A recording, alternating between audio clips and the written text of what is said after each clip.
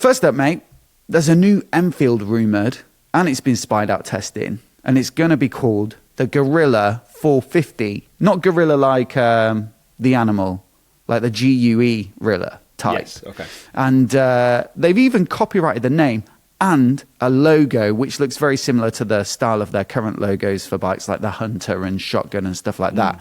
So this one does feel a bit nailed on. It looks like what it's going to be is a naked roadster, but with the Himalayan 450 liquid-cooled single platform. Yeah. And so it'll be something like Triumph's Speed 400 or maybe a Honda CB300 rival to some extent. Husqvarna Vitpillen 401 as well. But for me, it looks quite exciting for a couple of reasons, really. Number one, the Himalayan 450 is way, way better, I think, than their air-cooled bikes. And so it's going to be interesting to see what they do with it on other platforms and applications. But also, the Speed 400, I don't know if I said this on the pod, it was so good when I rode it. It was like a potential Bike of the Year candidate. And so it feels like it'd be nice for it to have some proper competition, because I don't think there's anything like retro-styled, liquid-cooled, 400 single. There's nothing quite the same. The Vitpillen looks more modern. The Honda looks more modern. You know, KTM 390 Duke, very modern-looking bike. Whereas Enfield will do the same sort of retro styling really quite nicely. Yeah. So I think it looks quite cool. But the other thing at the same time, mate, is they also listed 12 other new potential model names in their copyright filing.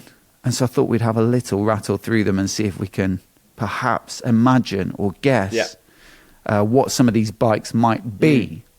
So first up, we've got the Royal Enfield Himalayan Sleet and the Royal Enfield Himalayan Tourer. And I'll let you start with the second one. Tourer? 450. So basically, that's going to be like I was going to say CB. It's the NX 500 now, isn't it? Yeah, it could be. The CB 500X kind of, tall, sit up. I mean, we'd both like to see cruise control. Even on a smaller engine, I'd quite like to see cruise control. If you're going to do distance, if it wants to put its money where its mouth is, then cruise control is a must on a bike you go touring on, for me. But I reckon probably they won't. Probably they won't. And they'll just no one ever does. Cast wheels. They should. Yeah. I agree. It would be so good to see that on a bike like that. But I think it'll be like big windscreen, luggage, maybe cast wheels and make it a bit better on the road. Yeah. But I mean, again, that's quite a big change as well. But yeah, Himalayan Tourer kind of does itself. They've also got Royal Enfield Tourer. Maybe that's just the same bike copyrighted twice. You know, it's like a shorter name. But with that first one, Royal Enfield Himalayan Sleet. Yeah, it's a sled. That's clearly a sled. So you can take it out. It's not going to have wheels. It's just going to have tracks and a ski at the front. Oh, skis. Yeah. Yes. There you go. That would be amazing. Skidoo. I feel like that might be some kind of like special edition. You know, there's the white paint job with like the grey patches on it. I feel like it might just be a paint job or like a special edition like that. Like whited out, maybe. Next up, Royal Enfield Thunderbird. It's going to be a marionette. It's going to have strings. It's a tiny one. It's a little one for kids. I see actually on their site, they used to have a Thunderbird 350 and it was a bit of a cruiser style bike. It's now discontinued. The name does ring a bell for me, actually. Yeah, I do. That does ring a bell. I remember the name Thunderbird. This is actually maybe one in India, but maybe we haven't had here. But I think it's more cruiser style. Kind of weird because maybe that's been replaced by the Meteor 350 and the Super Meteor. So maybe that's one just protecting their copyright. Yes. Royal Enfield Cafe Racer. I mean, that's... Don't have to use too much imagination there. I can't even make a pun out of that one. It's, just stripped back. That's quite cool. Yeah. Royal Enfield Clubman. I mean, Clubman style bars are typically sort of those makeshift cafe racer things. So that'd probably be along the same lines. Kind of interesting, though. We talked recently about the Thruxton being discontinued, the R9T Racer being discontinued. What was the other one we talked about? Ducati Scrambler, they had a cafe racer. That got discontinued because no one wants these uncomfortable bikes. Enfield are keeping going with the Continental GT, and it looks like they might have, unless they are, again, just protecting the names for sort of IP purposes, maybe they'll launch another little 350 or on the 450 Himalayan platform. Yeah. And it's kind of crazy that they're just keeping going with it. Yeah, but I suppose if other people are abandoning the market, then it only leaves, it's a market of one then, isn't it? So if everyone else left and you were the only ones still doing it, and there was still a market for it, even if it's smaller, then you've got all of the market. Yeah, potentially. That is a good point. And they specialize in the retro and kind of, old school looking bikes, and a cafe racer is part of that lineup, surely. The other thing is perhaps just Royal Enfield riders are particularly flexible and don't feel the reach down to the bars so badly. And the only way we can prove that is to get 1,000 Royal Enfield riders, 1,000 Triumph riders, 1,000 BMW riders. So we've got big sample size. Yeah. Who else discontinued? Ducati. 1,000 Ducati Scrambler riders, and just see how many of them can touch their toes. Also, I think maybe my idea for a study, asking people to get off their bike and touch their toes, probably isn't going to go down that well. So, next up, Royal Enfield Trial. Trial? Ooh. Let's go. Yeah. Okay. That'd be cool. Yeah, that would be good. That would be like super stripped back. Very, very light. I like that. Yes, maybe like a little sort of scrambler type thing. Royal Enfield Trip. Just for short hops, I guess. Just going to the shops.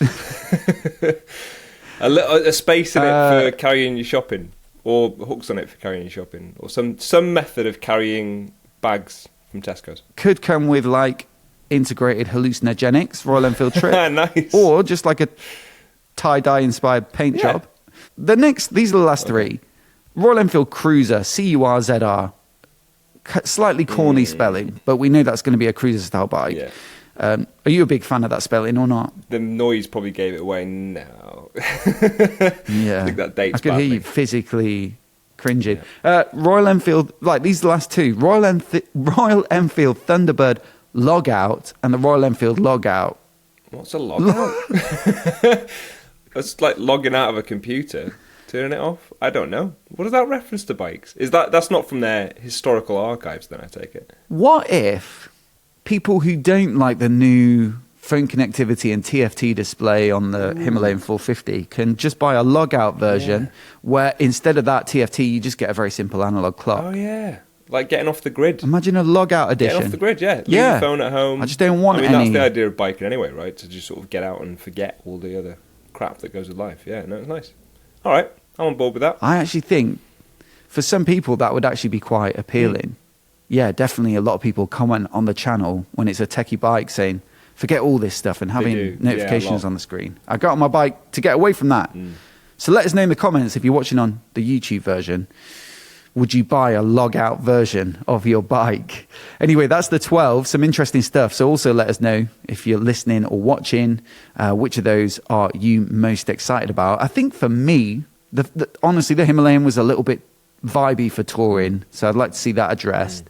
Given how much I really liked the Husqvarna, remember, I always go on about this, Vitpillen 701.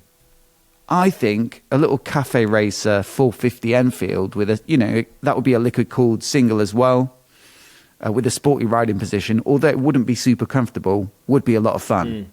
So that would be my pick. Anything tickle your fancy there? And obviously, apart probably from the log out. Yeah, no, I've already got a log out. I've got a Ducati log out. That's as analog as it gets. Yeah, no, I think for me it would be it can be really boring. Can I say the Guerrilla, even though that's not one of these sort of.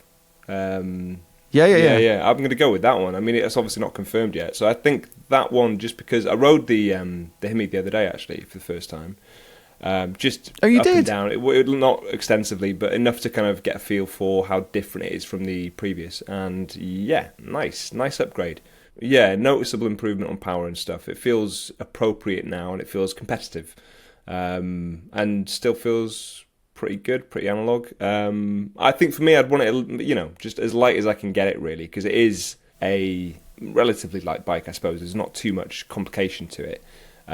But, it's the same with Triumph, really. Triumph and Royal Enfield are always on the heavier side of what they really should be for the bike that they are, for whatever reason. Yeah.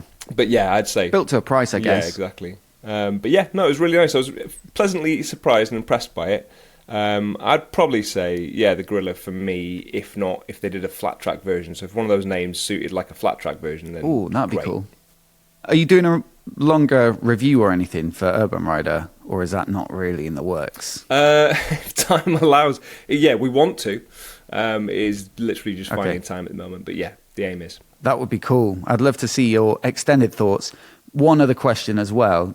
Did you find the side stand quite short and therefore slightly nerve-wracking when you put it on the stand? Short? I found the side stand, the arm on that side stand was massive. But it really leans over when you put it on the stand, and that makes it feel heavier than it is, especially if it's full of fuel. Yeah, I kind of know what you mean. So you have to really yank it up. I do remember it just surprised me. I sort of looked down and was like, what the? This thing is really long. I guess it's because it's a tall bike. You know, it's got decent ground clearance, and so it needs to be quite long. But I was thinking I'd maybe even get an extension to make it even longer. To be fair, yeah, I mean, It doesn't sound like that's echoed in your thoughts. It didn't feel, it wasn't noticeable to me. It didn't highlight to me, but yeah, obviously you're going to park it on places that are less even, most likely. So yes, that's me, mate. I'm a connoisseur of the uneven and potholed laybys of the United Kingdom, because that's where I stop for thumbnail pictures, do a bit of Insta, get some cutaways for the review and stuff. And that's one of the reasons why, for example, much to your dismay, I always leave bikes in gear, because I always end up parking them somewhere really uneven and I don't want them to roll off the stand. Yes. But anytime I go out with someone and swap bikes, they're like, can you just stop leaving it in gear? But it's, you know, that's part of my life, mate, is just sort of visiting those weird and wonderful sides of the road across the country.